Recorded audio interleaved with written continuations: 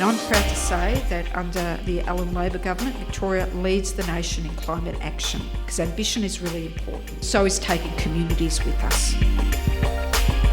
And certainly we've set a nation-leading climate targets. Our 2035 target of 75 to 80% reduction in emissions is stronger than the national target set just last year. Our target of net zero by 2045 is one of the earliest legislated net zero targets in the world. And we're not just talking about climate action, we're doing it. We've supercharged the renewable energy transition. We've increased renewable energy from around 10% when we first came to government at the end of 2014 to over 44% last year. 44%. We brought back the SEC with an initial $1 billion investment in renewable energy and storage to accelerate the projects that otherwise would not have happened. And we'll build Australia's first offshore wind farm here in Victoria, with the auction opening in August this year. Now, Jess Wilson's not here, but I can tell you the opposition do not share our commitment to climate action. Before the 2022 election, Jess Wilson told voters that she supported net zero. But certainly in her first week in the job as leader, she repeatedly refused to support net zero when asked on radio. Jess Wilson's Liberals have said they'll scrap the SEC, raise new barriers to renewable energy by scrapping our renewable approvals processes, and effectively ban wind farms by reintroducing the 2-kilometre buffer zone from the Baillieu government over a decade ago. And we remember what happened then. Not one new renewable energy project received planning approval in those 4 years, not one. This year, Victorians will face a big choice on climate. The focus of today's event is energy and gas policy, so let's get on and talk about that. We know Victorians' number one priority is cost of living. A lot of households are doing it tough right now, very tough. And in the energy portfolio, my focus is on helping households with the cost of living. When we talk about gas, we need to think about households, we need to think about families. It is a fact, fossil gas is getting more expensive for households. For decades, Victoria relied on plentiful, cheap fossil gas from the Bass Strait. We all know this, those of us who grew up in Victoria, including myself. That's no longer the case.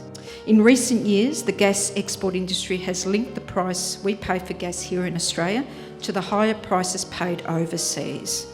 That means Australian and Victorian gas prices are highly exposed to international events.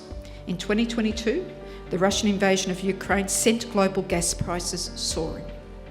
The conflict in the Middle East right now raises the threat of further pressure on oil and gas prices. Our focus has to be on cheaper energy bills for households. Part of doing that is to become self-sufficient to the degree that we can.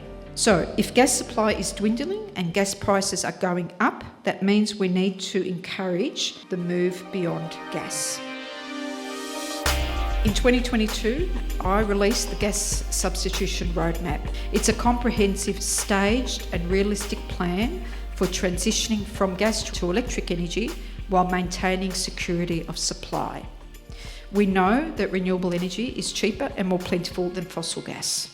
We know that switching to efficient electric energy saves households money. The gas substitution had a range of steps to do just that.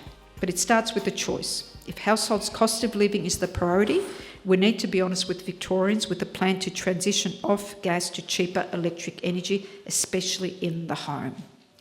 So Jess Wilson isn't here, but her side do not share this commitment to cheaper electric energy for households. In fact, they've consistently opposed the Gas Substitution Roadmap and the measures within it, and have in fact declared that they will rip up those reforms if they are elected. They do this without a plan to protect households from higher fossil gas prices into the future. And all that means is that Victorians will be locked into higher energy bills for decades. Let's review what specific steps Victoria that we have taken to help households move from gas to efficient electric energy. As of January 2024, all new homes that require a planning permit in Victoria must be built all electric. It's already prevented thousands of Victorians from being locked into higher energy bills for years to come. As of January 2024, gas networks can no longer offer financial incentives or rebates for gas appliances or gas connections. Why? because those incentives were locking households into decades of higher costs.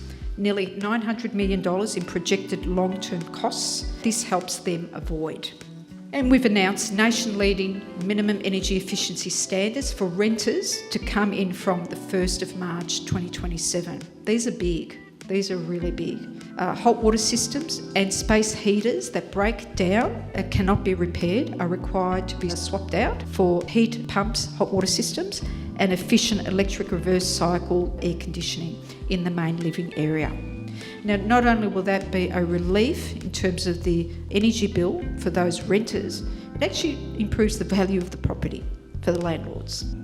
As people look for new properties to rent, they know that the cost of renting needs to be considered alongside of the cost of actually living in the home when it comes to their energy bills. We've also said, and have now in regulations from the 1st of March 2027, that ceiling insulation needs to be installed at the start of a new lease for those properties, rental properties that don't have at the moment any insulation. That provides extra support for renters.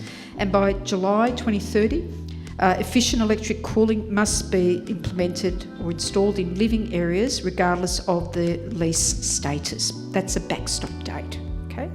Really important. Now, all of this will save renters up to $1,000 on their energy bills every year, while ensuring their homes are more comfortable to live in. And every upgrade a landlord would need to make under the new standards can be supported with a VEU discount.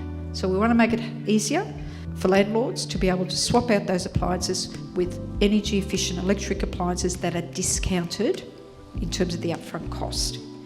We've announced nation-leading measures to require all new residential and most new commercial buildings to be all electric from the 1st of January 2027. So you can see we are already embedding in regulations energy saving and bill saving measures that will go such a long way to be able to reduce the cost of living, to reduce people's energy bills, to improve the value, the comfort and the value of a home and properties. The requirement there from the 1st of March next year is that in your existing home, if your hot water system breaks down and it can't be replaced, it would need to be replaced with a cheaper to run a heat pump system. Now, efficient electric hot water systems cut energy bills by up to $400 a year off your energy bills, or $590 if you've got solar on your roof. What is really important here is that there is going to be a clear choice at the end of the year.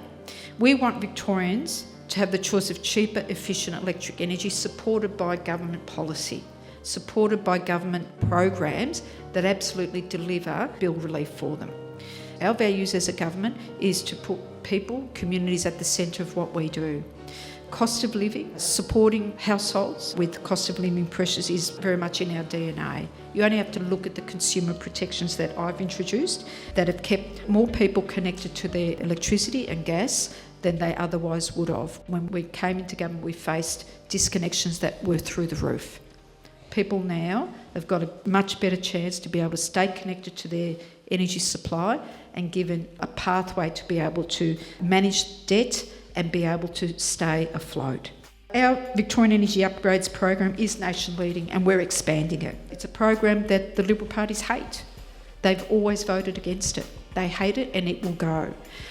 It will be scrapped. The real question is, when these programs are scrapped and these regulations are scrapped, what is the alternative proposal for cost of living? What is the alternative proposals to help people decarbonise their home and to electrify their home?